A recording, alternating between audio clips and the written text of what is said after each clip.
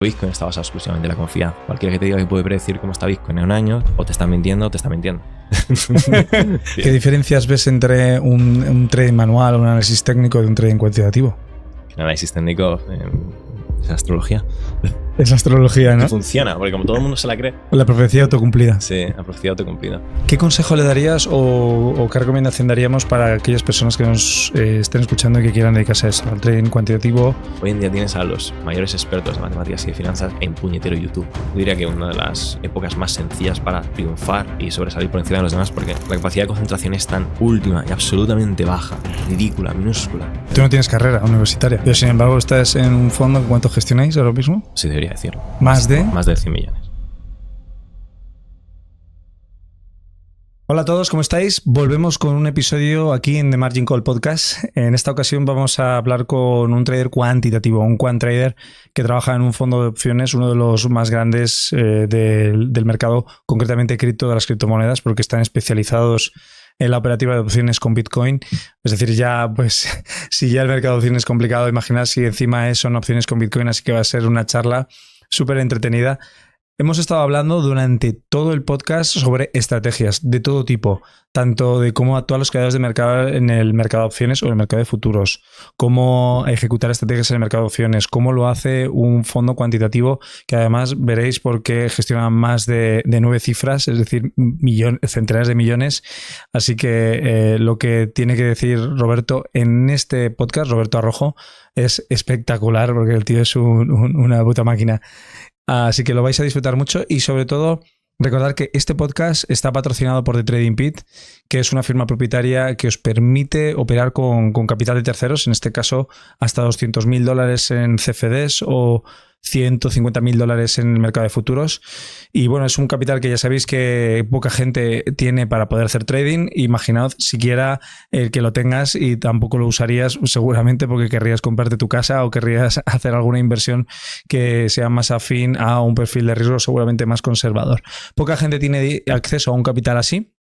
Y bueno, eventualmente pues para hacer trading se puede generar entre un 1 y un 2% mensual. Es una cosa sencilla para quien entiende sistemas simples, o vais a escuchar a Roberto hoy con las estrategias que os va a contar, que vamos a escuchar o que voy a escuchar y veréis que esto es pues bastante fácil. Tenéis la opción de pillar estas cuentas, por lo cual tenéis abajo en la descripción un enlace para poder acceder a The Trading Pit y aprovechar ya de esta oportunidad que además están lanzando constantemente promociones para los nuevos traders. Y si tenéis alguna duda o no tenéis experiencia, no sabéis cómo funciona esto del mercado de las cuentas fondeadas o las firmas propietarias, o incluso queréis conocer un poquito más de cómo sacarle partido a este mundo, os dejamos también una clase, un vídeo de 14 minutos, también le podéis dar al enlace y simplemente os lo veis y os contamos de principio a fin cómo funciona esta oportunidad, cómo podéis aprovecharla y cómo podéis hacerlo con The Trading Pit, que es nuestro patrocinador.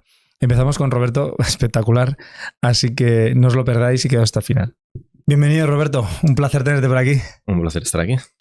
Bueno, en este caso porque nos conocemos porque somos amigos, pero no te traigo en calidad de amigo. Y si no hemos tenido tiempo de conocernos esta mañana. No. Bueno, hemos estado en el vuelo juntos, hemos venido aquí a la entrevista aquí en Madrid. No, pero yo te traigo por otro motivo. Te traigo porque estás en el mundo del trading institucional desde hace ya varios años. Uh-huh. Además, trabajando con uno de los gestores, vamos a decir, más potentes del mundo de las opciones. Que a ver si quieres hablaremos de quién es tu jefe o de cuál es el fondo en el que trabajas. Dentro del mercado de cripto, sí, por supuesto. Dentro del mercado cripto específicamente, un nicho, ¿no? En el mercado de opciones y además cripto. Y bueno, pues precisamente vamos a hablar de eso, ¿no? Vamos a hablar de cuál es tu rol en ese fondo, de qué se basa ese fondo. Vamos a hablar también del tipo de trading que haces y cómo alguien podría hacer ese mismo de trading y cómo funciona un institucional desde dentro. Pero sobre todo me gustaría que me contaras o que habláramos de toda esa evolución que tiene desde el principio, desde que uno decide meterse a hacer trading en el mercado de opciones, uh-huh, hasta que llegas al nivel en el que estás, que es el nivel institucional, en un fondo que ahora ya me contarás un poco cuál es el tamaño del fondo, dónde está localizado, el tiempo que lleva y tal. Pero bueno, esto es el arranque del podcast. Yo lo que quiero es que me cuentes primero quién eres, quién es Roberto Arrojo y cuál es tu rol dentro del mundo del trading. Ok. Soy Roberto Rojo, como tú bien has dicho. Y en los últimos 4 años he estado trabajando para Test Capital, que es un hedge fund con sede en Gibraltar. Realmente no está especializado en el fondo cuantitativo, o sea, en el trading cuantitativo. Está especializado en el trading sistemático con ayuda de las herramientas cuantitativas. Como bien has dicho, mi jefe es su nombre Santiago, que es el director de Tex Capital. Tiene una gran cabeza para entender toda la dinámica del mercado en cualquier momento. Y si bien podríamos haber creado un fondo cuantitativo y nos lo estuvimos planteando en su momento, los costes para escalar y para poder tener todas las herramientas y la gente quiere tener un fondo cuantitativo no compensa la diferencia al final en el P&L que vas a tener. Si puedes tener a Santiago. El resultado. En el resultado, sí. Si hablando mal y pronto, si los Treasury Bonds de Estados Unidos te pagan un 5% y tu capacidad es un ejemplo. ¿Qué es un 5% que te pagan? Un 5% anual. Es decir, pones $1.000, tienes 1.050 a final de año, por hablar mal y pronto. O sea, que generas una rentabilidad del 5%. Una rentabilidad del 5%. No tiene mucho sentido si tu máxima capacidad es un 7%, moviendo tierra y mar, que tomes ese diferencial y que utilices tus 24 horas del día para sacar rédito.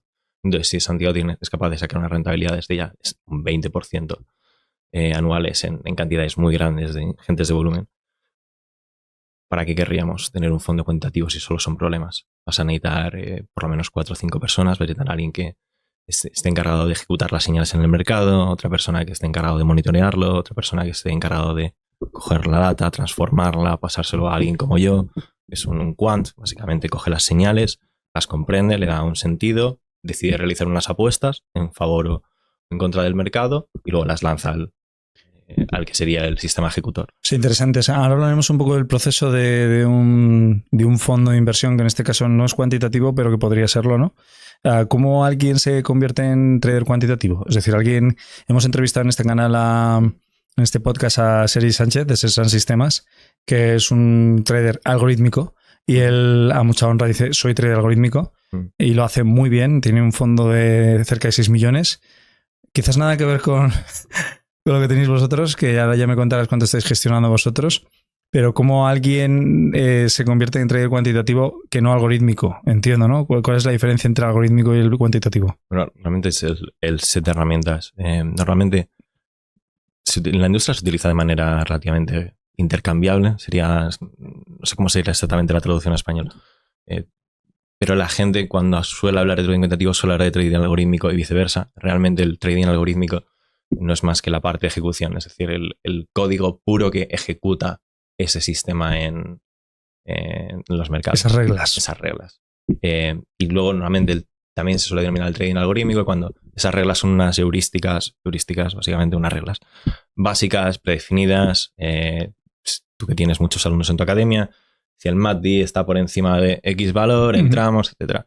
Cuando esas heurísticas las determina de manera sistemática, normalmente suelen llamar al trading algorítmico, y cuando hay alguien que lo que hace es coger todos los datos del mercado, aplicar una serie de transformaciones matemáticas para eliminar el ruido, que es prácticamente todo, y conseguir una señal que teórica tú qué quieres hacer. Coges una serie de precios, ¿de acuerdo? Esto es lo que hacíamos en mi primera firma de inversión de trading. Esto sí que era trading cuantitativo. Coges un índice normalmente. Cuando digo índice, normalmente es propietario, es decir, te coges el S&P, te coges el Nasdaq, etc. Y coges cada uno de los assets que tiene eso. Los pones en una tabla de Excel, hablando mal y pronto. Les aplicas una serie de transformaciones y lo que intenta es asumes que los precios del pasado tienen una serie de memoria, ¿de acuerdo? Y esa memoria es lo que va a predecir cómo los precios van a futuro. Estamos hablando de trading cuantitativo puro. Luego puedes aplicar sistemas cuantitativos a valoración de empresas y es otra cosa, pero el trading cuantitativo puro suele basarse exclusivamente en eso, en que los precios del pasado suelen tener una memoria, en que los humanos fallamos de una manera en que los precios del pasado se van a reflejar de alguna manera en los del futuro, sobre todo a muy corto plazo. Realmente cuanto más corto plazo, más información técnica a priori tienes. No por nada, sino por cómo funciona la probabilidad estadística. Es que tienes una filtración, que es básicamente a partir de un determinado momento tienes una información y a partir de ese determinado momento tienes cada vez más y más y más ruido y crece de manera. ¿Qué es el ruido? O sea, cuando dices más y más ruido, ¿a qué te refieres? Ruido significa el nivel de confianza que tienes sobre una serie de baremos. Vale. Alguien que, por ejemplo, esto estás hablando del trading cuantitativo ahora. Dicho, de nuevo, ejemplo muy burdo. Yo sé que pasado mañana, si hoy Nvidia está en 100, no me alimento, pasado mañana va a estar entre 101 y 102, al día siguiente va a estar entre 104 y 95, cada vez voy ampliando más ese rango, porque conforme va pasando el tiempo, la cantidad de eventos que son impredecibles porque la información absoluta que tengo ahora no es capaz de tomar eso en cuenta, va incrementándose. Es como funciona la raza humana. Entonces, pero claro, al final lo has dicho muy bien, eso es como funciona la raza humana, ¿no? El intelecto. ¿Por qué necesitas tener conocimientos matemáticos o... Bueno, estoy asumiendo que tienes que tener conocimientos matemáticos. Es decir, una persona que se quiere dedicar al mundo, alguien que se quiere dedicar al mundo cuantitativo no podría simplemente tener... Porque, por ejemplo, tú me hablas de tu jefe alguna vez, de que el tío es un genio y que no necesita saber cuantitativamente... Bueno, pero Santiago tiene una base muy importante estadística, sobre todo probabilidad y estadística. O sea, que un trader cuantitativo se va a basar siempre en la probabilidad estadística. Sería interesante que lo tuviera. Sí, si quieres ser trading cuantitativo puro, te quieres dedicar a hacer research puro, duro, vas a tener que entender la matemática que hay. No tienes que crearla, es diferente. Es como cuando mi hermano, por ejemplo, hace ingeniería mecánica, ¿no? Y él me estaba enseñando no recuerdo ahora mismo, una derivada relativamente sencilla. Y digo, ¿sabes hacerla por primeros principios? No sé hacerla por primeros principios. No entiende la matemática, puede aplicarla, puede coger matemática existente, pero no puede crearla desde cero. Yo creo que si vas a ser un top of the line, si vas a ser de lo mejor del mundo, deberías dedicar 4 años de tu vida a hacer la carrera o a estudiarlo por tu cuenta. Yo personalmente lo he estudiado por mi cuenta. No es especialmente recomendable, pero es duro. Porque tú no tienes carrera universitaria. Yo no tengo carrera universitaria. Pero sin embargo, estás en un fondo que ¿cuánto gestionáis ahora mismo? Sí, debería decirlo. Más de 100 millones. Más de 100 millones de euros. ¿O de dólares? De dólares. De dólares. Y perdona, ¿qué estabas comentando entonces? ¿Que deberías dedicarle tiempo? Es la base del conocimiento. Dicho de otra manera. Cuando has visto ahora que hay un montón de gente en X, el antiguo Twitter, creando templates de Notion. Ajá. No sé si lo has visto, ¿no? No lo he visto. Bueno, pues una de las... El futuro de esta generación fantástica que nos viene es crear templates de Notion. Hazte rico creando templates de Notion. Los templates de Notion crean mucha pasta.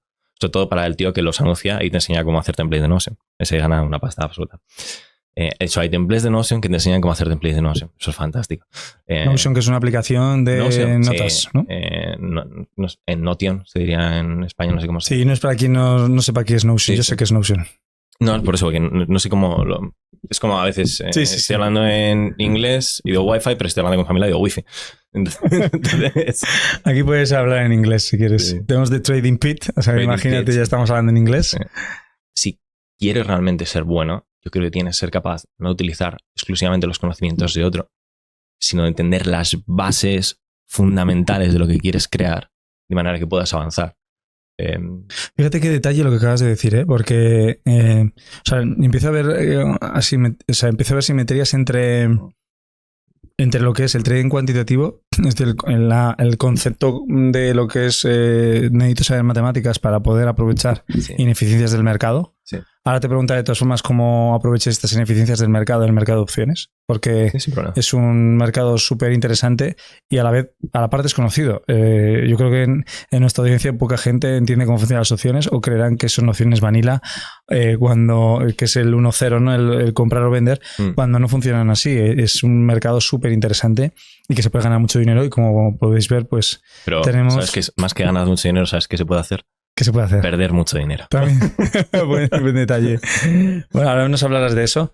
Pero sí que veo una simetría entre la parte de los fundamentales que generalmente se tiene a olvidar, ¿no? El otro día me pasó que alguien me comentaba si podría hackearse la red de Bitcoin, la blockchain de Bitcoin con un chip cuantitativo o algo así, con la computación cuántica. Con el nuevo sistema de Google, Willow. Y ya yo le decía, pero a ver, vete a los fundamentales de la blockchain. Los fundamentales de la blockchain es precisamente la inmutabilidad, o directamente ya te hago un fork, una bifurcación, te copio la blockchain y sigo con mi vida, ¿no? Que luego todo se basa en confianza, ¿vale?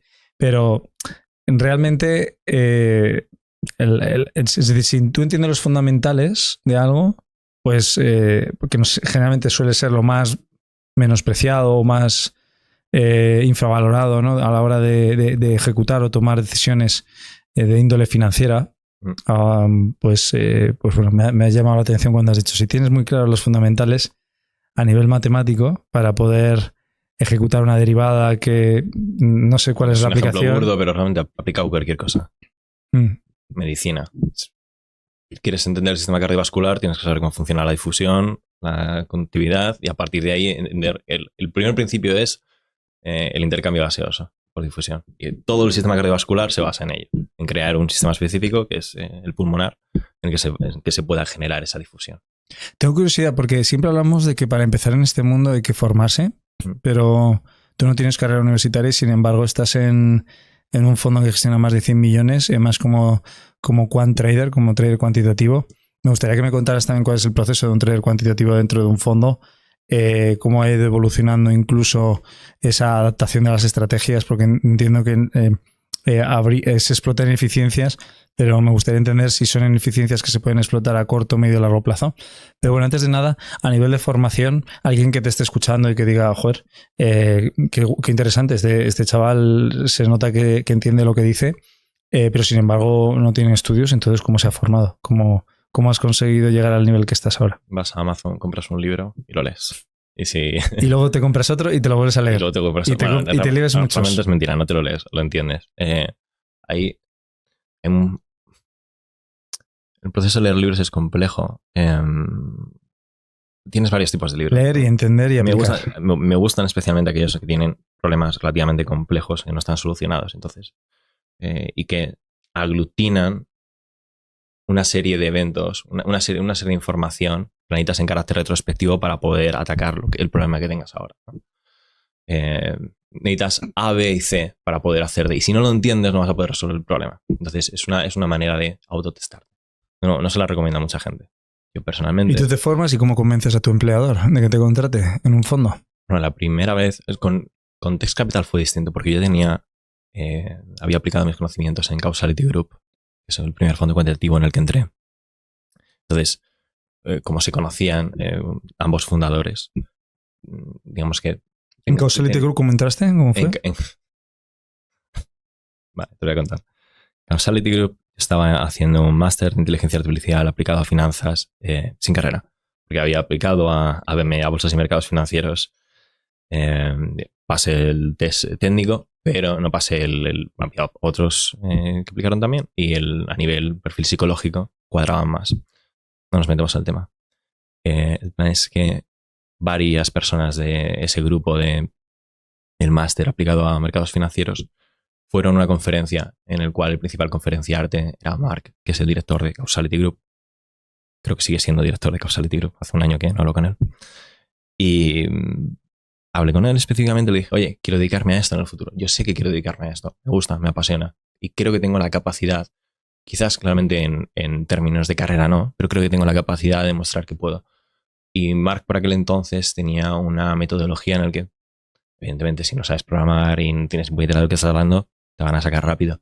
Pero si realmente podías mantener una conversación con él, te pasaba una prueba específica de Portfolio Manager, donde te daban una serie de señales, una serie de información de data, que era básicamente en assets, los cuales tenías que transformar, aplicar, utilizar una metodología que puede ser cualquiera, desde una regresión lineal hasta una min reversión sencilla, lo que te salga de las narices, en el que cuando mandas esas señales al mercado, eres capaz de batirlo. Por lo menos a partir del index que tienen ellos, que utilizan unas métricas. Normalmente los fondos cuantitativos les encanta el SAR ratio, que es una métrica de ganancia con respecto a una volatilidad, porque la volatilidad se entiende, probablemente mal entendida, pero así es como funciona, como métrica de riesgo. Es decir, cuanto más se mueva tu portfolio a lo largo del tiempo, independientemente del retorno, asociado a un retorno específico, peores. A mismo retorno y mayor movimiento de precio a lo largo del tiempo, desviación estándar, peores. Muy interesante, ¿no? O sea, es una persona que no ha optado por irse a meter currículums por internet para trabajar en banca de inversión, en fondos de inversión, sino que... No creo que me cogerían en banca de inversión, vale. Si te soy sincero. Pero fuiste a un evento, convenciste al dueño de una firma de inversión y te puso una prueba y la pasaste. Sí.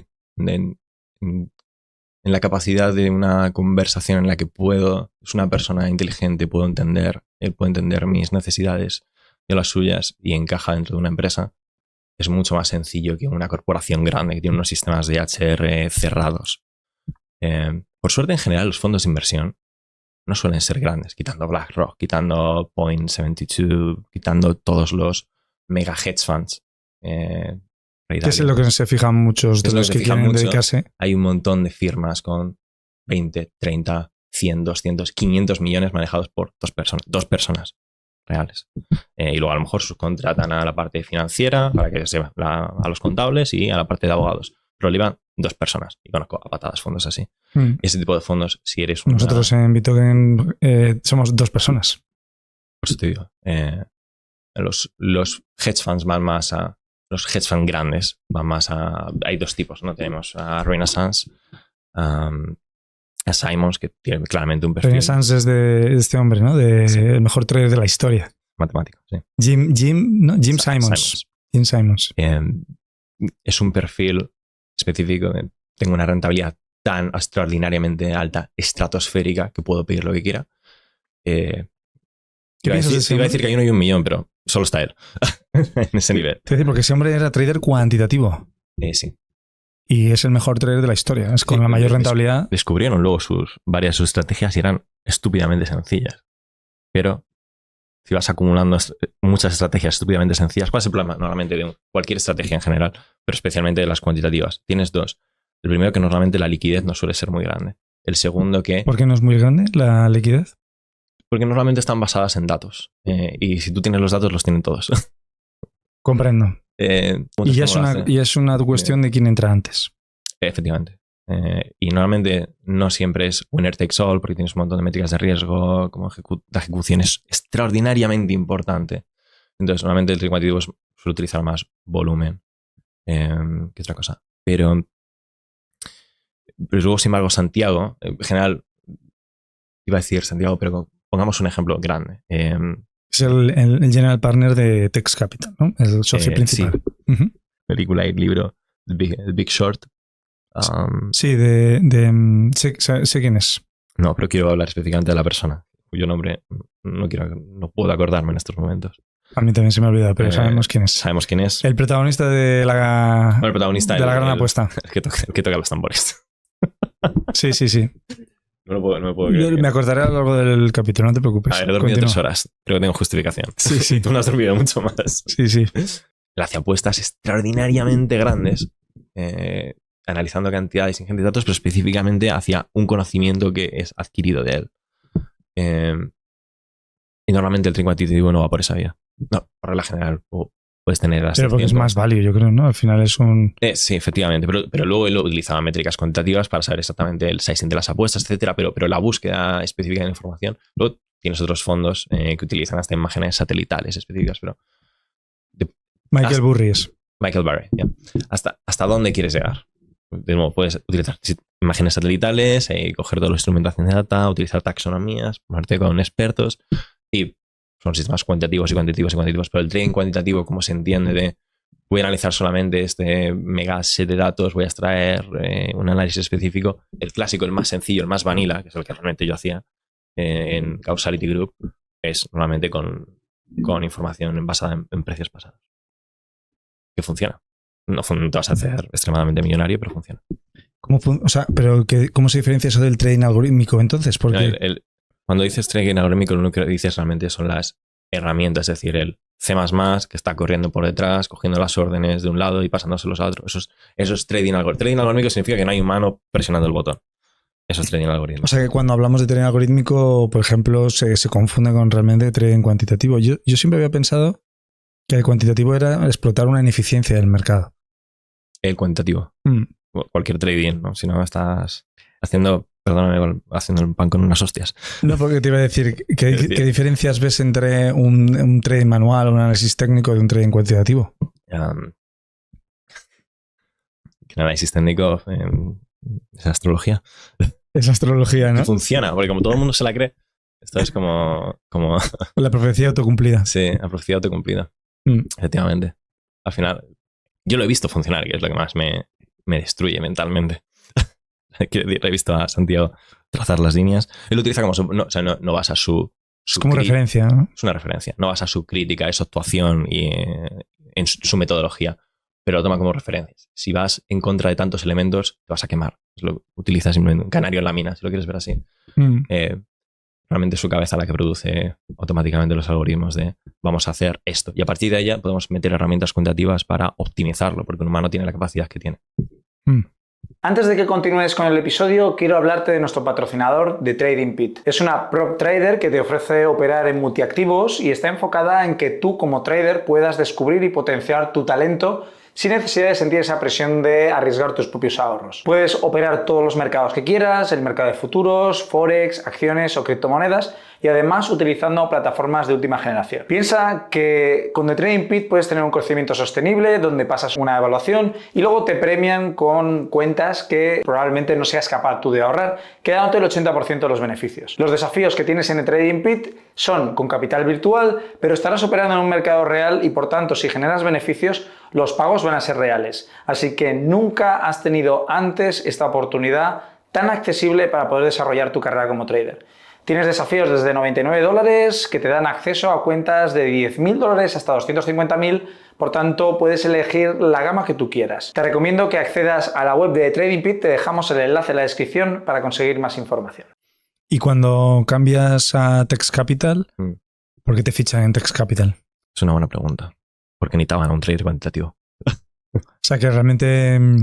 bueno, y entiendo que habrás visto que hay mucha necesidad de trading cuantitativo en fondos que hayas visto, ¿o no? Yo creo que hay necesidad de cerrar todas las mesas de trading, pero eso es otro tema personal. O sea, cuando dices cerrar las mesas de trading de traders discrecionales. No, ¿recuerdas la conversación que tuvimos sobre flujos de capital? Creo que la única razón por la que hay tanta gente viviendo de hacer trading, ya sea cuantitativo, discrecional o mirando a la luna en base a los astros y trazando 4 líneas, solo puede darse por la cantidad ingente, masiva de capital que ha estado fluyendo hacia ETF. Se compran indiscriminadamente cualquier cosa que se mueva y esté en los principales índices. Por eso el contexto es largoplacista, porque nadie lo entiende. Entonces, como nadie lo entiende, lo compran. Bueno, yo es lo que digo, la gente compra SP500 a largo plazo y con promediaciones. Y claro, eso cómo va a caer. O sea, yo siempre que hago trading solo compro en el SP500. Todos mis setups son de compra. Si ejecutas, a ver, recuerdo estar haciendo trading y aquí era manual, porque Santiago, con buen criterio por cierto, es decir, pensaba que si yo ejecutaba trading manual y sufría lo que era hacer trading manual, iba a ser capaz de desarrollar mejores estrategias cuantitativas. No cuantitativas, algorítmicas. Y vas a ser capaz de entender mejor. Es ahí donde yo quería llegar, ¿no? De cómo se diferencia el trabajo que estabas haciendo desde un punto de vista cuantitativo del que yo tenga una comprensión del contexto del mercado. Yo lo he hecho manual también, he sufrido. Por eso digo que haciéndolo manual entiendes ciertas partes del contexto de mercado que te permite luego detectar esas fallas a nivel cuantitativo. Es divertido. Sí. No se lo recomendaría a nadie, pero es divertido. Bueno, es divertido a la par que perdedor, ¿o no? Tiene por qué. Es decir, la gran mayoría... El trading que ejecutamos en Tex Capital principalmente, los trades son manuales. El análisis puede ser manual, cuantitativo manual. Normalmente suele ser así. Pero los trades son manuales. No requieren de un sistema algorítmico que esté lanzando trades. Porque son largoplacistas, no son cortoplacistas. Y son en mercados con bastante liquidez. Si no tuvieras liquidez, por ejemplo, entonces sí tienes que empezar... ¿Para qué funciona bien trading algorítmico? Por ejemplo, necesitas hacer un arbitraje. Has encontrado... una tipología de dos pares, siempre están correlados. De nuevo, ejemplo completamente imaginario. Dólar-euro, dices, por ejemplo. Bueno, iba a decir Nvidia-Amazon, ¿no? Nvidia sube 1%, al día siguiente Amazon sube 1%. Correlación prácticamente de 1. Me lo estoy inventando. Por lo que sea, este es un universo en el que Nvidia y Amazon apenas tienen liquidez. Entonces, tú no puedes ir al mercado. Porque, con perdón de la palabra... No puedo decirlo. Y generarías deslizamiento, el spread te va a matar. Sí, y deslizarías el precio, porque si no hay liquidez... Deslizarías el precio. Entonces, tienes que meterte como market. Pero crees que como market maker sí que puedes inducir a otros a que te compre la contraparte. Entonces vas a mitad. Ahí tiene sentido utilizar un sistema de trading algorítmico. Trading algorítmico puede ser cualquiera de las partes. Yo introduzco manualmente en la máquina. Si tienes una correlación de prácticamente 1, haz todo el proceso. Pero bueno, pongamos que no, que es solamente cuando en los días impares y cuando la luna cae.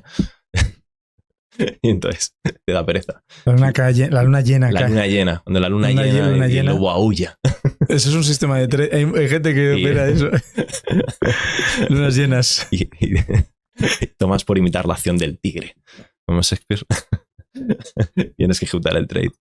Entonces, ¿para qué vas a estar codeando toda la parte? Ejecutas simplemente la parte de mercado. Entonces tienes un shortfall, que es una tipología de algoritmo de market making, le das al botoncito y se van en y generas liquidez suficiente como para poder la idea es que quitar la tuya, estás más o menos a mid price, la otra parte te dice, bueno, vale, estoy a mid price, entro. Entonces te la va comprando. Depende de cómo sea el pago. Normalmente, depende mucho, pero ya sabes que tienes makers y takers. Makers es el que ofrece la liquidez por estar expuesto al mercado. Por ejemplo, un ejemplo, yo soy maker, yo te digo, tú me puedes comprar este café por $1 y yo soy maker. Y tú puedes tomarlo o no tomarlo, pero yo estoy expuesto. Y tú sabes que ese tío de ahí los está comprando a 1,5. Entonces tú me lo compras a mí y se lo vendes a otro. Yo por estar expuesto normalmente tengo una comisión que me viene a mí. Entonces los creadores de mercado, los makers, normalmente tienen una comisión positiva por ejecutar la venta y los takers negativa por extraer liquidez. Así ha sido convencionalmente hasta 2010, más o menos, cuando empezó el High Frequency Trading, los traders de alta frecuencia. Que entonces utilizaban una cosa que se llama, no sé si la nomenclatura técnica, son FPGAs, pero bueno, hay una cosa que se llama Smart Routers, que es básicamente cómo redireccionas tú las órdenes. Ejemplo, tengo un broker A y un broker B, un exchange A y un exchange B, ¿de acuerdo? Que me está ofreciendo Nvidia 100 y el otro también Nvidia 100, pero uno me está pagando por tomar liquidez y el otro me está pagando por poner liquidez, ¿de acuerdo? Mi Smart Router primero va al que me está pagando y luego si me sobran acciones va al otro. Lo que hacían los de High Frequency Trading era entendían la velocidad entre cada uno la velocidad diferencial entre cada una de estas líneas y tenían líneas de alta velocidad. Entonces ponían muy pocas acciones a un precio muy atractivo, de manera que tus Smart Routers primero fueran a tomar la liquidez para cuando querían llegar al otro, normalmente eran órdenes a mercado, porque estaba siendo taker, había desaparecido la liquidez y te destruían con el spread. De otras, hay 1000 técnicas, esta es la más sencilla del universo. Hay un libro. Entonces, el High Frequency Trading no se basa en operaciones de discrepancias de arbitraje, a lo mejor. O sí, a lo mejor también. Trading eres más rápido y tienes mejor información, básicamente. Claro, y gano dinero con las comisiones del broker. O sea, con los swaps del broker. El High Frequency Trading no tiene por qué. Bueno, en esta estrategia concretamente. Sí, esos son los market makers sí que se basan en proveer liquidez. Los High Frequency Trading tienes de todo. Tienes arbitraje, donde simplemente eres taker. Es decir, tienes un exchange en Japón y otro exchange en mitad de Moscú. Es un ejemplo estúpido. Y normalmente lo que tienen ahora son torres de... Antes tenían torres de alta frecuencia. Torres de radiofrecuencia, porque eran más rápidas que las líneas que iban a subsuelo. De hecho, primero utilizaban las líneas subsuelo. Lo que hacían básicamente las antiguas líneas no iban en línea recta, sino que se ponían de aquella manera hasta 2010. Y entonces hubo una compañía, cuyo nombre no me acuerdo, hay 1000, que básicamente dijo, no, yo quiero la línea recta. Entonces, en lugar de 100 milisegundos, tardaba 15 milisegundos. Y entonces tienes una capacidad de poder de información absoluta. No, es lo que se llama arbitraje no estadístico. Arbitraje no estadístico es no puedo perder. A no ser que sea un cafre y esté calculando mal mi tiempo de respuesta en cómo va la velocidad de la luz en este cablecito, no puedo perder. Es arbitraje no estadístico. Y luego tienes arbitraje estadístico. Arbitraje estadístico, hay una correlación entre un par B y un par A, Nvidia, Amazon, lo que hemos dicho antes. Yo sé que el 99% de las veces cuando Nvidia sube uno, al día siguiente Amazon sube uno. Arbitraje estadístico. Hay una probabilidad que pierda, pero es pequeña. O debería ser pequeña, si no, bueno, estamos haciendo mal el sistema. Arbitraje no estadístico, voy a ganar pase lo que pase, a no ser que un cerdo me destruya la vía. Y en el caso de Tex Capital, en el mercado de opciones, tengo curiosidad. Primero, ¿por qué el mercado de opciones? ¿Por qué no el mercado de futuros, por ejemplo, o el mercado de spot? Por liquidez. ¿Hay más liquidez en el mercado de opciones que en el mercado de futuros? Sí, porque un contrato, o sea, piensa que cuando se ejecutan los pagos, por lo que sea, tú realmente tienes, compras una opción de Bitcoin, ¿de acuerdo? A 100.000. La opción de Bitcoin a 100.000 puede costarte... Primero, una cosa, esto es interesante. Las opciones de Bitcoin, el mayor mercado de opciones es Deribit. Porque vosotros estáis especializados en opciones de criptomonedas. Especialmente. En opciones, pero especialmente en opciones de cripto. Empezamos con opciones de cripto, luego fuimos a mercados tradicionales y luego hemos vuelto mitad y mitad. No, aquí ya es más tema confidencial, pero bueno, tenemos parte otra vez en cripto. Siempre hemos tenido en cripto, pero hemos fluctuado en qué cuantía. Y el mercado de opciones de cripto tiene mucha más liquidez inmediata. Mucha más liquidez inmediata. Porque tú coges un contrato cada contrato sobre un Bitcoin, básicamente. Es un 1x, pero hay muchísima más liquidez. Entonces, nosotros realmente no operamos en Bitcoin a saber hacia dónde se va el precio. Realmente, de hecho, además, con una empresa todavía puedes argumentar que tienes la capacidad de predecir la teórica de hacia dónde va a ir la empresa, ¿no? Tengo Intel tiene unas patentes, tiene unas fábricas, tiene una logística que tiene un valor intrínseco que aunque no se haya demostrado en las acciones, esto tiene que subir. Pero Bitcoin está basado exclusivamente en la confianza. Entonces, cualquiera que te diga que puede predecir cómo está Bitcoin en un año, o te está mintiendo o te está mintiendo. Solo de dos opciones. Hay una tercera que es que te esté mintiendo, pero... que esté drogado. Que tenga mucha dopamina, ¿no? En el cuerpo. Entonces, lo que sí que se puede hacer es ver ineficiencias en el mercado dentro de Bitcoin. Es decir, si asumimos C3 Paribus como estamos ahora y que nadie tiene ni puñetera idea de lo que va a pasar en el futuro, más allá. ¿Este C3 Paribus? Ese C3 Paribus sean todas las condiciones iguales. Es decir, asumiendo que hoy es soleado y el mundo no está en guerra y dentro de 10 años el mundo va a ser soleado y no va a estar en guerra. Vale, que se van a mantener las condiciones. Se van a mantener las condiciones iniciales con las que has hecho trade. C3 Paribus, esto no debería estar así. Aquí la volatilidad implícita que te están cobrando Porque ¿cómo se gana dinero en el mercado de opciones? Normalmente con spreads. ¿Qué es un spread? No estrategias, me refiero. Okay. ¿Cómo se gana dinero en el mercado de opciones? Es decir, ¿es un trading como hacer trading en futuros? ¿O? Sí, hay una cosa muy divertida y es que en opciones, en derivatives específicamente, pero en general con las opciones de cripto, se suele utilizar el propio asset como colateral. Activo, ¿no? Como activo, es decir, son opciones inversas, juraría que es la definición en español. Es decir, cuando tú compras una opción, no la compras pagando en dólares, la compras pagando en bitcoins. Entonces, cuando compras un call, por ejemplo, apuestas a que Bitcoin va a subir, lo compras a 100.000, la máxima cantidad que te van a pagar está basada en bitcoins. Y a la inversa, cuando compras un put, básicamente puedes ganar infinitos bitcoins. Y esto es divertido porque el engine que tienes de riesgo tiene que estar basado en bitcoins. Y no te toman dólares.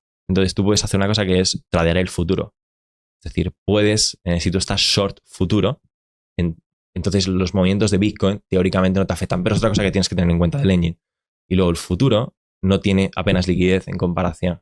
Antes, ahora puede que más, pero igualmente no tiene tanta liquidez. Y el futuro que más liquidez tiene es una cosa que se llama perpetual.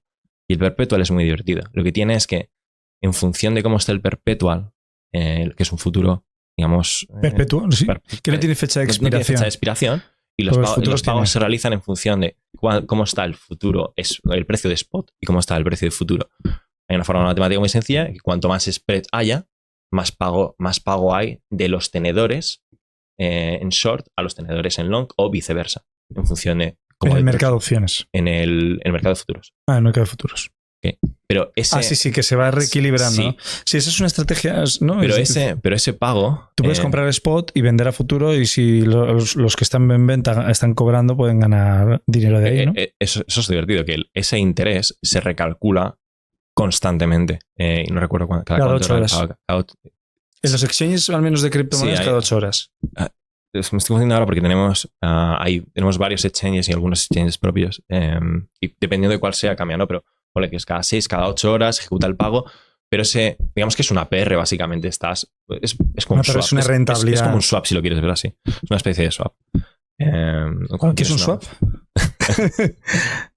No, los swaps es el tipo de interés, ¿no? Cuando tienes una posición ¿no? en Forex y hay X que están long y X que están short en la posición, a unos por estar short se les paga o por estar long se les paga o viceversa. Depende de lo que termine el bloque. Sí, generalmente es porque te apalancas, ¿no? Es decir, al final como los mercados financieros se derivan de deuda, ¿no? Pues ese apalancamiento que tú no tienes, si tú tienes 3.000 pavos y estás pillando un Bitcoin a 100.000, pues te estaban prestando 97. Bueno, pero en este caso, en los futuros no tiene nada que ver con el apalancamiento, ¿eh? Pero tiene que ver con cómo se determina. Simplemente para reequilibrar las posiciones. Si tú tienes un interés implícito, tienes dos intereses implícitos. Digamos que la justificación de ese pago es que si no se reequilibra el precio del futuro, como debería estar con el spot, y no se ha reequilibrado por sí mismo, se reequilibra por metodología de que te extraen literalmente en forma de un ese pago. valor que estás generando. Sí, pero ese APR, ese rendimiento anual, entre comillas, se puede ir al infinito. No al infinito, ¿verdad? Se puede ir a un 50%. Sí, yo llego a ver hasta 85% anuales. Entonces, de pagarle tú al exchange. ¿cuál es? Eso es. Entonces, no, vale. Bueno, a las contrapartidas. Puede ser el exchange, ¿eh? Pero a la contrapartida. ¿Cuál es el problema de pagar esas cantidades a la contrapartida? Que te destruye la estrategia. O sea, tienes que... O tienes que liquidarla muy pronto. Te destruye el margen. Entonces, elige cómo quieres morir. ¿Quieres morir pagando una cantidad insana en cuestión de 5 minutos porque se ha destruido el mercado y así lo ha determinado el sistema de spread? ¿O quieres jugar a tener márgenes en un sistema tradicional de Bitcoin? Y normalmente nosotros elegimos la segunda, no depender del futuro. Y bueno, ¿y cómo relacionas, cómo utilizáis vosotros los futuros en el fondo? Porque entiendo que has comentado que era un fondo de opciones, pero de repente has comentado que te metes corto de futuros. ¿Qué tiene que ver ahí? Porque son opciones inversas. ¿Para qué? Para hacer que la opción no sea inversa, sino que sean dólares, te pones corto en Bitcoin. Vale, entiendo. O sea, cuando hablas de opciones inversas es que al utilizar Bitcoin para adquirir la opción, estás expuesto a la volatilidad del propio Bitcoin porque es la divisa estás expuesto que estás usando. A ese precio, básicamente. Claro, entonces tú tienes que cubrir la pérdida. Entonces, para quien nos esté escuchando, por ejemplo, el tema es lo que hacéis es con el futuro cubrís el downside, ¿no? Es decir, la pérdida de esos Bitcoin que habéis utilizado para adquirir la opción, ¿no? Llámalo como quieras. Sí. Para la gente que está esto se denomina delta neutral, que es neutralizar la delta. Para eso utilizamos not quite, en este caso. En este caso es... Pero bueno, vendiendo futuros de Bitcoin estás ganando pasta, ¿no? Porque la enorme mayoría del tiempo, los que están cortos en Bitcoin, ¿no? Porque Bitcoin está al alcista todo el rato. Hace mucho que están cobrando. Hace mucho que no hice ese análisis, te soy sincero, porque no utilizamos... Bueno, históricamente, salvo en el 2022... que Bitcoin estuvo muy bajista. Sí, pero el problema no es el 99% del tiempo, el problema es el margen. El problema es que si tienes un margen determinado y una posición de futuros hace saltar el margen, te destruyen porque cuando tú tienes un margin call... el margen te refieres a la garantía que le estás dejando al broker para aguantar el futuro. Tener un futuro con una PR que se va prácticamente a infinito, a un 80%, que si estás apalancado puedes saltar un margin call y en un margin call el fondo se va a la mierda. Pero claro, aquí entonces el problema que tendrías es que esos bitcoins que a priori deberías vender parte de esos bitcoins o utilizar parte de esos bitcoins. Bueno, en este caso entiendo que estás haciendo la cobertura de futuros con dólares, no con bitcoins. No, justamente la cobertura de futuros se hace con bitcoins. También con bitcoins. La cobertura de futuros poniendo colaterales bitcoin también. Si coges 100.000 en bitcoin, 100.000, ahora es uno. Coges un bitcoin, lo pones y sorteas el futuro. Vas a mantener esos $100.000 independientemente de cómo se mueva Bitcoin. Claro, pero me refiero que pones de colateral para hacer el corto de futuros, ¿pones bitcoins también? Sí, normalmente un 50%. Sí. Vale, porque entonces entiendo que ahí lo que estás es coberturando, estás haciendo delta neutral sobre los propios bitcoins que dejas de colateral, ¿no? ¿Lo quieres ver así? El futuro, vale. Y cuéntame un poco, porque antes has hablado del mercado de opciones, estás hablando todo el rato de volatilidad. Estás hablando de spreads, es decir, para bajar esos conceptos de manera más sencilla, porque es un tío que maneja, o sea, de hecho te doy la enhorabuena porque yo te conozco, generalmente sueles utilizar 10 veces más de tecnicismos de los que estás usando ahora. No, o sea que, no. Dice que no. El caso es, tengo curiosidad, el mercado de opciones se gana dinero con el coste de las primas, ¿no? Y hay muchos tipos de estrategias. El trading que tiene ahora mismo todo el mundo en su cabeza es un trading donde yo compro barato, vendo caro o vendo caro y compro barato. La idea es la misma. La idea es la misma. Tenemos un problema. Pero claro, no estás vendiendo ni comprando precio en el mercado de opciones. Normalmente es volatilidad. Estás vendiendo y comprando volatilidad. ¿Cómo funciona eso? Me gustaría entenderlo. Ok. Primero vayamos a lo que es un spread. Tienes dos tipos de spread. El spread del book es básicamente... ¿Un spread es horquilla o es...? Una horquilla, literalmente. Una horquilla. Es una horquilla. Es básicamente en un book, que es básicamente el libro de órdenes. libro de órdenes. Gracias por la traducción. Sí. Cuando tienes el libro de órdenes, tienes uno que te está comprando y otro que te está vendiendo. Si los dos quieren el mismo precio, no están ahí, se ponen de acuerdo, se compran y se venden y se van. Normalmente tienes un spread entre el que compra y el que te vende, ¿de acuerdo? Y es el beneficio del intermediario. Básicamente. El market maker de cualquier parte del que te está vendiendo, que te está comprando, quiere venderte caro y comprarte barato. Hasta ahí están todos de acuerdo. Sí, esa diferencia es la que se da. Ahí se ponen todos de acuerdo. Sí, porque lo que hace es venderte caro y en el momento que te vende caro lo liquida al precio más barato y se saca la diferencia, ¿no? No, si eres un market maker no puedes hacer eso. Mm. Puedes hacerlo. Tienes dos. Las estrategias de market maker son bastante más complejas. Tienes 1000 estrategias. Puedes, por ejemplo, crear, irte a mercados en el que tú pones, por ejemplo, tengo un mercado en Asia y tengo un mercado en Europa. Y yo sé que puedo vender en cualquier momento el café en Europa a 1.10, ¿de acuerdo? Pero en Asia me están vendiendo el café a 1. Yo puedo comprar el café a 1. Ahora me he liado yo. Puedes comprar el café a 1. No, estaba pensando en cómo específicamente ponerlo en el mercado. El libro de órdenes. En el libro de órdenes, sí. Estaba mezclando geografía con el libro de órdenes en Deribit. Tienes dos libros de órdenes específicos y lo que yo puedo hacer es replicar el que está en Asia en el otro lado, ¿de acuerdo? En Europa. En Europa, con un spread específico. Entonces yo sé que si vendo en el de Asia, automáticamente puedo ser taker y efectivamente tener un beneficio. Eso es lo que os explicaba antes. Arbitraje no estadístico, básicamente. Eso es lo que habéis explicado antes, ok. Esa es una de las estrategias. Pues, sí. Normalmente un market maker no suele hacer ese tipo de estrategia. Lo que suele hacer es que genera un precio, digamos que es un fair price. Entonces, yo sé que el fair price de Bitcoin, y lo va a ser durante tanto tiempo, es 10. Y si un tío me quiere comprar a 10.1, pues le vendo. Y si un tío me quiere vender a 9.9, pues le compro. Y eso con un montón de volumen y con una matemática muy compleja en la cual no me he metido y no me quiero meter. No he metido a nivel personal. Es muy compleja. Es muy compleja y no me llama la atención. Entonces, no es tan compleja a nivel de, digamos, la base, pero hay 1000 cosas interconectadas que no conozco. Entonces, para hablar mal de algo que no entiendo, pues no veo mucha lógica. ¿Y la otra estrategia cuál es? La otra parte, el otro spread, ¿quieres decir? Sí. El spread entre una opción que está a 5, iba a decir deltas. Una opción de Bitcoin a 100.000 y una opción de un call de Bitcoin a 100.000 y un call de Bitcoin a 105.000. El spread es la diferencia. Si yo vendo a 100.000... Con diferentes vencimientos. No tiene por qué. Puede ser el mismo vencimiento. Puede ser el mismo, pero es otro. Básicamente tienes sobre un mismo asset, ni siquiera tiene que ser por qué, pero un mismo asset está correlado consigo mismo. Tienes diferentes vencimientos, tienes diferentes strikes, y entonces con los diferentes spreads tú dices, esta opción, la probabilidad implícita que le está asignando de que Bitcoin llegue a 100.000 es del 20% y a 180.000 es del 10%. No tiene mucho sentido.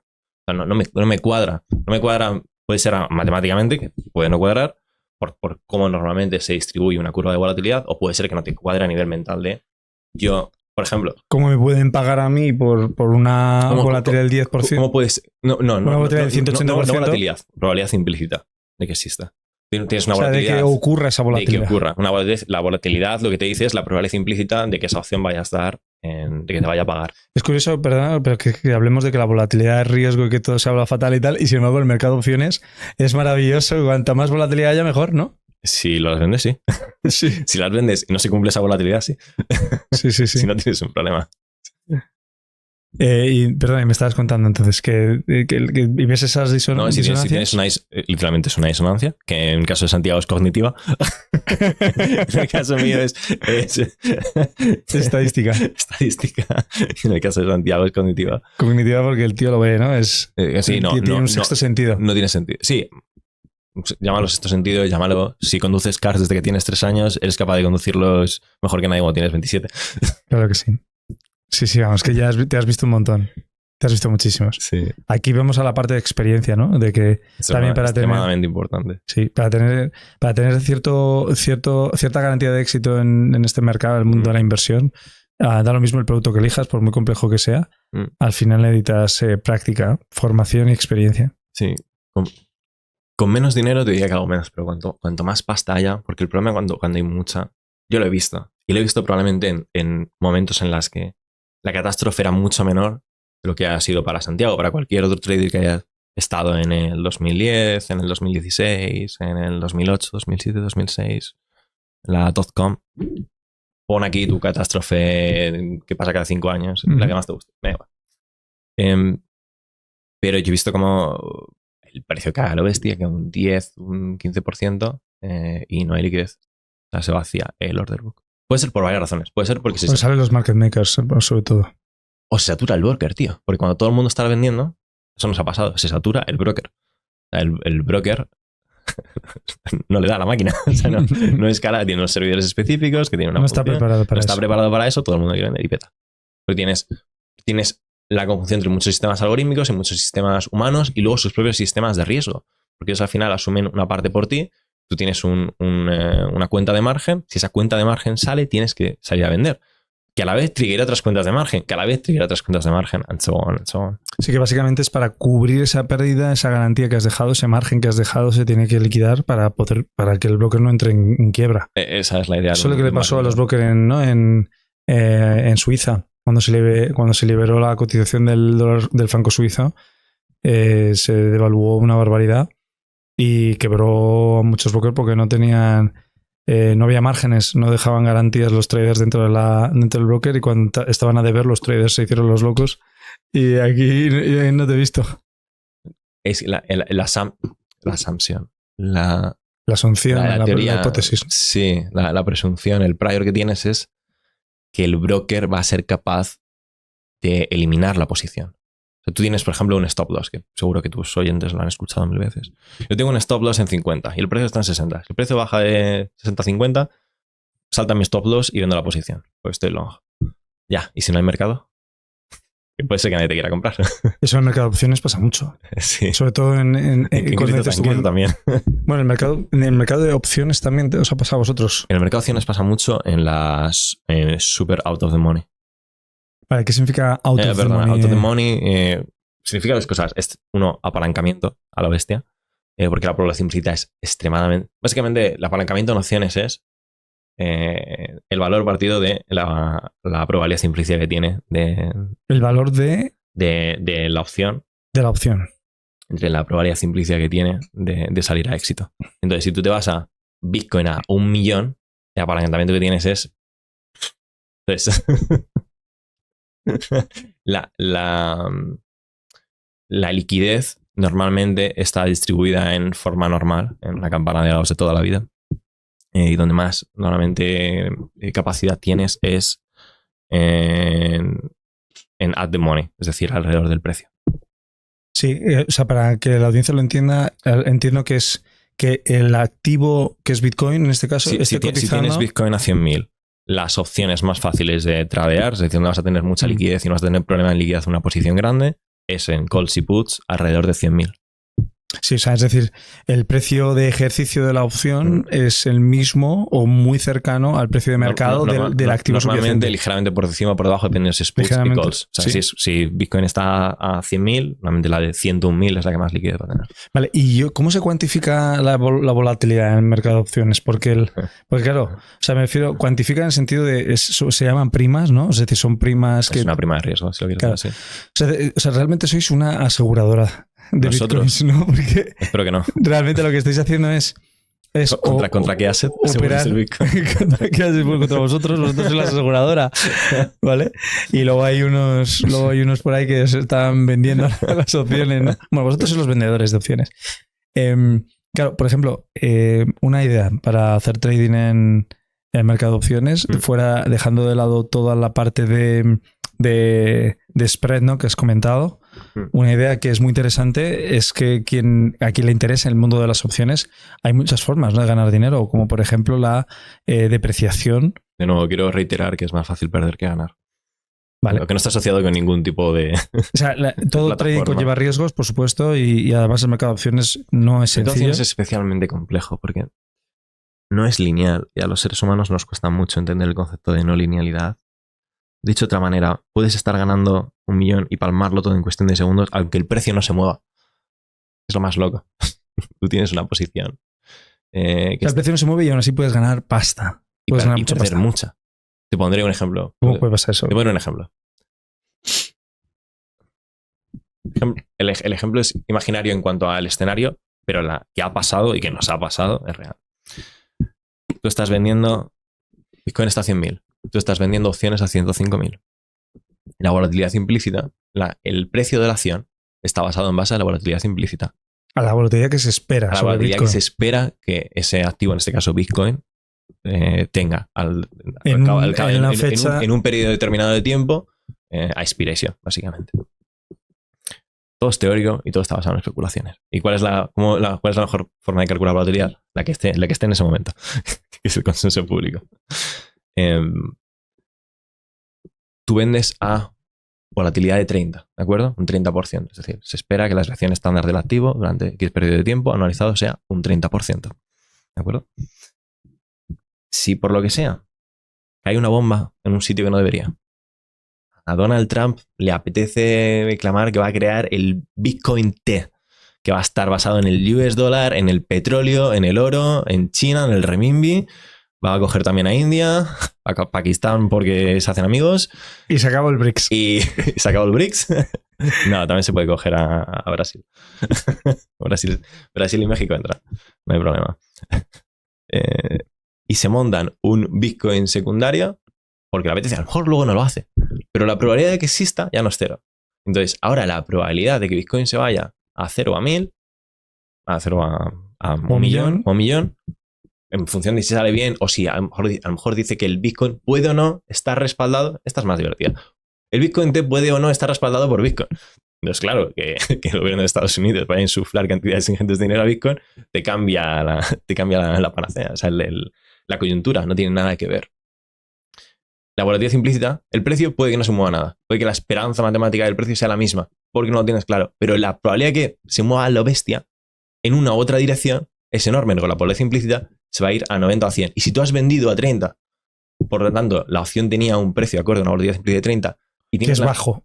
Que es ahora es bajo. Depende de la volatilidad que tengas después, es bajo. Pero claro, cuanto menos es la volatilidad, más baja es la prima. O sea, más pequeña es la prima. Correcto. O sea, cuanta más volatilidad, más riesgo asume el vendedor y por tanto, más volatilidad implícita, más riesgo asume el vendedor. Cuanto más alta volatilidad, mayor es el precio de la opción. Porque el vendedor asume más riesgo. ¿No? Porque el precio implícitamente tiene mucho mayor rango de movimiento. Claro. Y es más probable que pueda entrar in the money, sí. Que es básicamente por eso el vendedor te lo vende más caro. Pero como tú tienes una posición a corto, has vendido probablemente naked. Naked significa que no tienes un respaldo. No tienes el respaldo 100%. El activo. No tienes Bitcoin. Naked significa que el rey está desnudo. Que el rey está desnudo, no tiene más.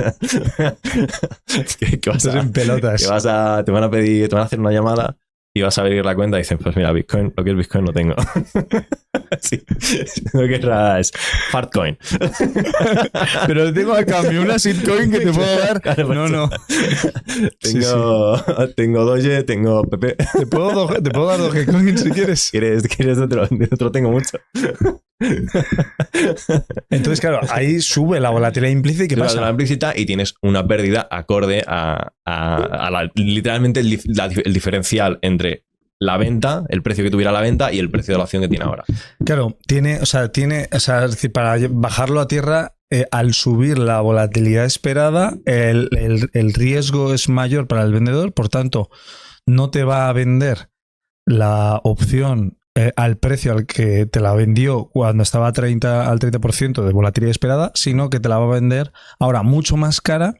Por tanto, si tú tienes que liquidar la operación y tú eres vendedor, tendrás que comprarla más cara. Es igual que una operación a corto. Es una operación de trading, pero con las primas. Compras a uno, el precio se multiplica por 3 porque la volatilidad implícita se multiplica por 3. No es así, pero pon que es lineal 1-1.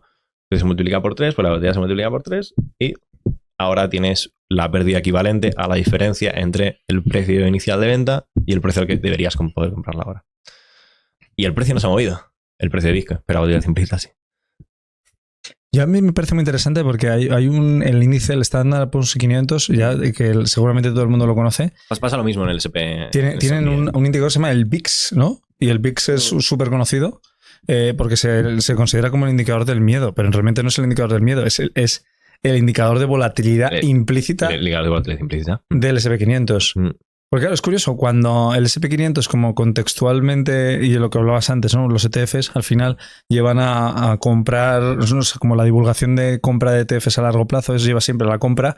Al final, la subida del SP500 es muy poco volátil, pero cuando cae históricamente tiende a caer mucho, ¿no? O tiende a caer de manera muy volátil. Se eleva la volatilidad esperada, ¿no? Porque creen que va a caer aún más todavía, y entonces el indicador del VIX se pone súper por las nubes y ahí se dice, ¡ay, el miedo!, ¿no? Pero realmente es porque la volatilidad esperada del SP se incrementa. O sea, el VIX representa el sentimiento de los inversores, o el sentimiento de esos traders de opciones, mejor dicho. Cuando un activo sube, como la volatilidad es básicamente la desviación estándar de los retornos.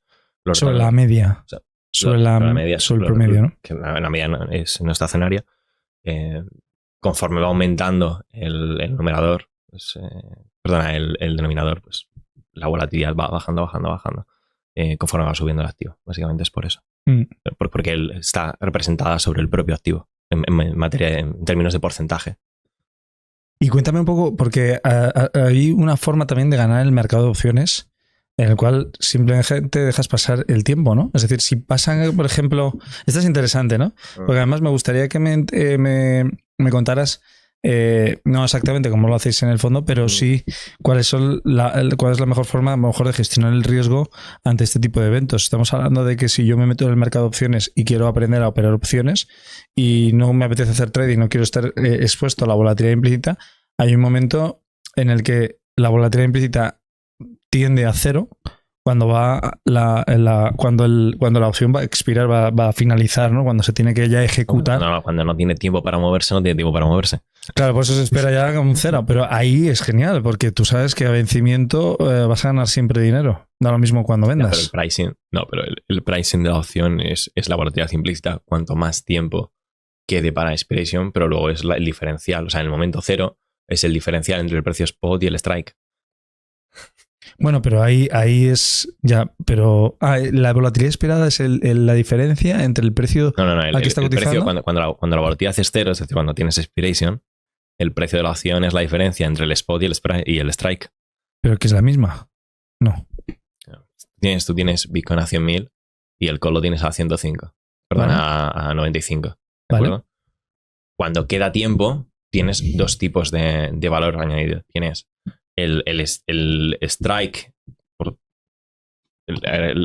Per se el modelo es Black and Scholes, pero para entenderlo sencillo tienes, uno, la esperanza de cuánto más se pueda mover el precio, y dos, el hecho de que el precio de Bitcoin es 105.000 y tu call está en 100.000, por tanto ya tienes $100.000 de ganancia no realizada porque todavía el precio se puede mover, ¿de acuerdo? Es decir, tienes un rango de movimiento y esta es, digamos, la línea en la que pierdes o ganas pasta. La línea se ha movido para abajo. Es decir, la parte en la que pierdes pasta es mucho menor. La superficie teórica, que es la probabilidad absoluta de cuántas ocasiones voy a perder pasta y cuánto voy a perder, que la máxima cantidad de pérdida es el precio de la acción en ese momento, más la volatilidad, y luego cuánto voy a ganar es distinta. Entonces, conforme, digamos, la línea de cuánto se puede mover el precio, volatilidad, y el tiempo para que se realice es menor y menor y menor, al final se aplana. Y el precio de la opción final es la diferencia entre el strike y el spot. Es decir, si la opción de Bitcoin estaba a 100.000 y Bitcoin está a 105... Eso está in the money. Eso sí está in the money. Está in the money. Pero si estuviera out of the money... Si estuviera out of the money, habrías palmado lo que pagaste inicialmente por la opción. Entiendo. Y al final vale cero. Vale, valor intrínseco o valor extrínseco. ¿Y cómo es posible ganar dinero con el paso del tiempo entonces en el mercado de opciones? Tienes muchos sistemas. Si, por ejemplo, puedes hacer... Es curioso, ¿eh? O sea, me parece fascinante. Sin meterme en estrategias. ¿No? Vale. Un ejemplo estúpido. Si tú asumes que... Imagínate, Bitcoin está en 100, ¿ok? Yo creo que Bitcoin va a bajar. De nuevo, assumption, probablemente falsa, pero para que sea un ejemplo extremadamente sencillo sin tener que meternos en absolutamente nada. Bitcoin está en 100, yo digo que la probabilidad de que Bitcoin baje es del 90%, entonces ya ni me meto en probabilidades. Yo lo que hago es vender a 100.000, ¿de acuerdo? Un call, que como está mucho más próximo del precio spot, es mucho más cara que una de 150.000, ¿okay? Y compro una de 150.000 y compro una de 105.000. Mi máxima pérdida es la diferencia entre la de 100.000 y la de 105.000, pero tengo una ganancia. Un 5%, ¿no? La diferencia de precio que tengas en ese momento en función de la volatilidad implícita. Asumiendo que es el mismo tenor. Tenor es el tiempo que tiene que pasar. Es decir, 30 de abril, en las opciones expiran el 30 de abril, en Derivit son a las 8 a.m. UTC. Tengo dos opciones de Bitcoin, vendo de 100.000 y vendo de 100.000 Cuando y hablas de compro a vender 105.000. es que eres tú el que cobra la prima. Yo cobro la prima. O sea, asumes todo el riesgo. Asumo el riesgo entre 100 y 105.000. Ejecuto un spread. Vale. ¿Okay? Teóricamente yo podría vender absolutamente naked a 100.000, ¿de acuerdo? Y no tener 105.000. Pero vender a 105.000, si tú sabes estimar muy bien las probabilidades de que el precio suba, ¿de acuerdo? Puedes exactamente calcular cuál es el spread óptimo. Yo puedo estar confundido hasta 110 y entonces tengo que pillar 110. Otros modelos, pero si quieres simplificarlo al máximo, probabilidad del 90% de que Bitcoin baje por debajo de los 100.000. Ergo, una opción que yo venda en 100.000 no me va a costar nada al final. Su valor final va a ser 0. Entonces, si yo la vendo por 1 y a 100.000 y la de 105.000 vale 0,5, yo puedo vender a 100.000 por 1, comprar a 0,5. Mi máximo valor de pérdida es el precio que se quede entre 100 y 105.000.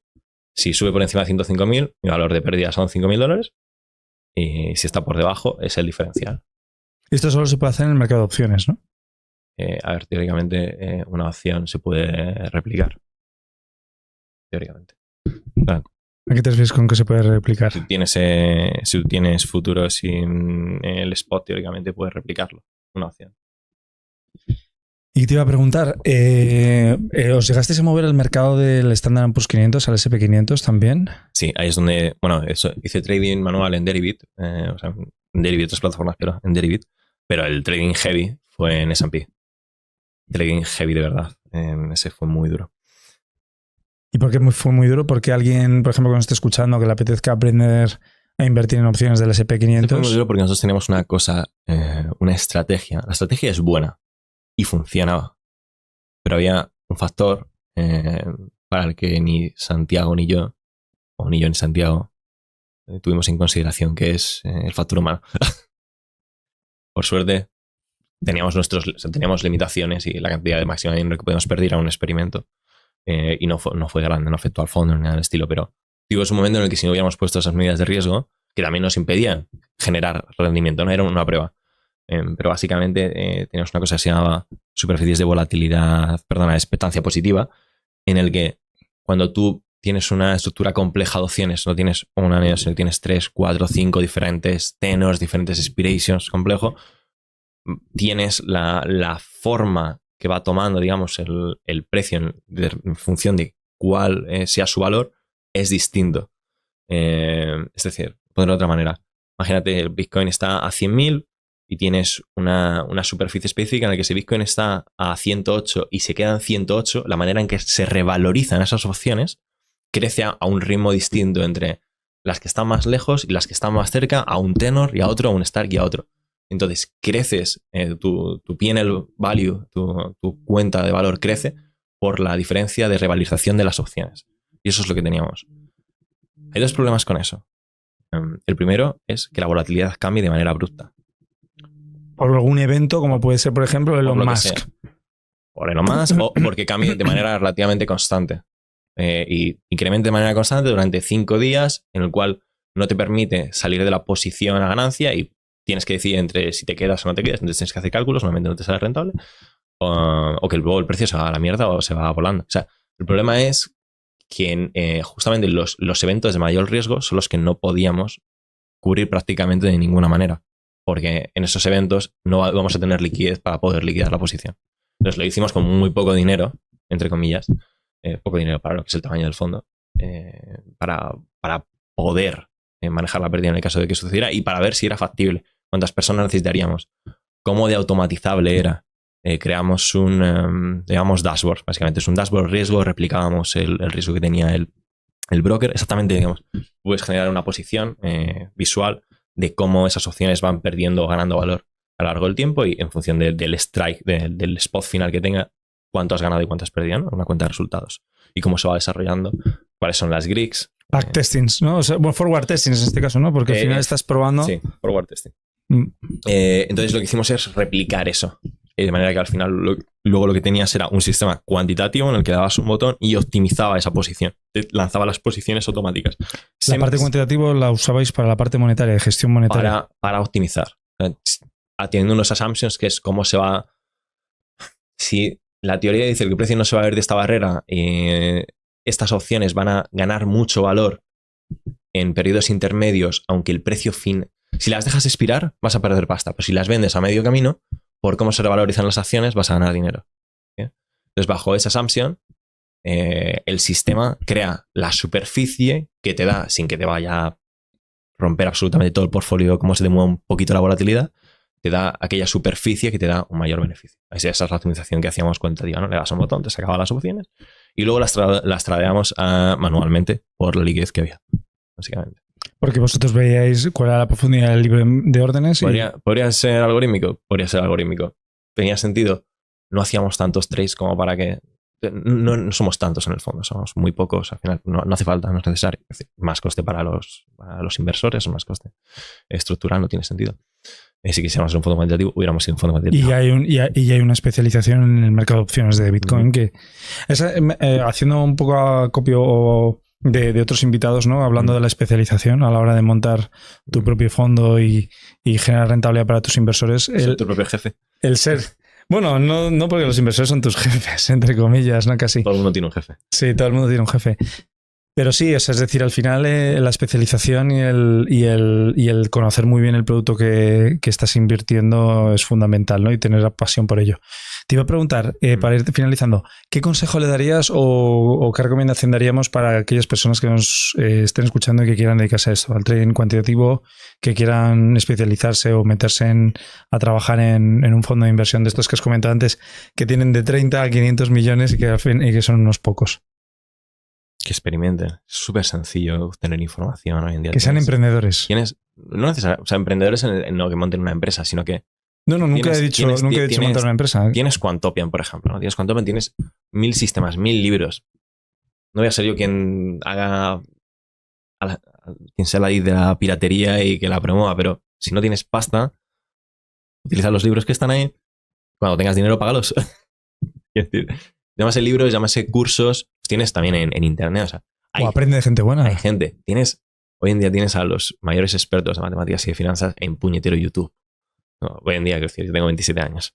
Cuando yo tenía 19 también existía, pero menos. Cada vez el ruido es mayor y es muy fácil atender al ruido, es muy fácil meterse en TikTok, pero si realmente quieres aprender, pues yo diría que una de las épocas más sencillas para triunfar y sobresalir por encima de los demás, porque la capacidad de concentración es tan última y absolutamente baja, es ridícula, minúscula. No. Que cada vez son más cortos el contenido. Sí, y a veces más es lo que llaman short form, sacan hasta series. Si eres capaz de estar 1 hora y media con una vela, a mí me gustan las velas. No tiene por qué ser una vela, a lo mejor quemas tu casa, pero a mí especialmente me gustan. Y estar 1 hora y media concentrado, resolviendo problemas y entendiendo el sistema, vas a tener un portfolio cuando empiezas con 16, 17, 18. El periodo vital que más se adapte a tus necesidades y especificidades de la vida. Y poco a poco vas construyendo una base matemática, una base bien financiera y pruebas, porque te vas a confundir. Y hay tantas... La matemática es muy bonita y luego lo pruebas y no funciona. O te da un error. Yo odio programar porque programar es solventar errores todo el rato. Tu sistema dice una cosa, pero luego divides entre 0 y se va al infinito. Pero es que mi modelo hace accounting por eso y tiene una función específica que cuando es 0 hace otra cosa ya, pero no lo has implementado. Bueno, pues hay que implementarlo. O tienes un valor específico que almacena hasta un número de decimales y en función del programa que utilices te puede dar un non, te puede dar un pointero que peta, te puede dar un -1, te puede dar un string en función de... entonces, lo divertido del riesgo cuantitativo es que tiene muchas ramas. Entonces, tienes rama financiera, rama ingeniería, rama de programación. Y aunque no... Imagínate que lo haces, te das cuenta de que no te gusta, la cantidad de conocimientos que has aprendido aplica en tantos planos. Puedes irte a biología, puedes irte a medicina, puedes irte a ingeniería seguramente en cualquier parte. Puedes irte a procesamiento de señales, que es básicamente cuantitativo, es procesamiento de señales, que tienes lo que necesites. El procesamiento de señales es desde la puñetera NASA, SpaceX, hasta cómo se procesan las imágenes en un coche autónomo, cuál es el movimiento de un robot específico en una voltereta, el batir de las alas de una mariposa electrónica, es decir, lo que tú quieras. El sonido de los motores, a partir de ahí, recuerdo cuando estábamos, tenía 19 años, hay una empresa que se llama Vertica, que no sé si sigue existiendo, era una filial de HP. Y esos tíos lo que hacían, cogían a Boeing, implementaban cientos, miles de sensores para cuando... Había una época en la que se consideraba crear los data lakes. Data lake significa vamos a coger un sensor a todo lo que se mueva, lo vamos a meter en una base de petabytes, whatever. No sé ni cantidad de información que almacenan ahí, y en algún momento de ahí algo saldrá. Vamos a poner luego a 3-4 nerds que se peleen con esto y que saquen petróleo. Entonces Vertica se encargaba de paralizar todo el sistema, de hacerlo relativamente eficiente, etcétera, etcétera. Pero es procesamiento de señales. Cogían en este caso los motores de Boeing y analizaban todo esto. Hay que procesar la señal porque la señal es analógica, luego tienes que pasarla y tiene ruido, entonces tienes que necesitar una transformada de Fourier, etcétera, etcétera. Vale para todo. Muchas gracias, Roberto. Muchas gracias. Gracias por estar conmigo. Un placer. Cuídate.